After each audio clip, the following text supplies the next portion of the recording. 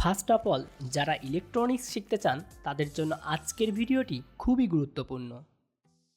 Electronics শেখার খুবই চমৎকার একটি সফটওয়্যার হলো প্রোটিয়াস।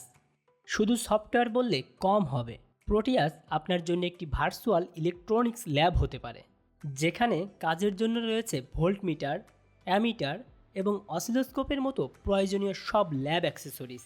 অ্যাভেলেবল রয়েছে রেজিস্টর, ইন্ডাক্টর, ক্যাপাসিটর, ট্রানজিস্টর, বিভিন্ন ধরনের আইসি এবং মাইক্রোকন্ট্রোলার সহ যাবতীয় সকল কম্পোনেন্টস। ড্রয়িং করতে পারবেন স্কেমেটিক ডায়াগ্রাম, সিমুলেশন করে বুঝতে পারবেন আপনার প্রজেক্ট কাজ করবে কিনা।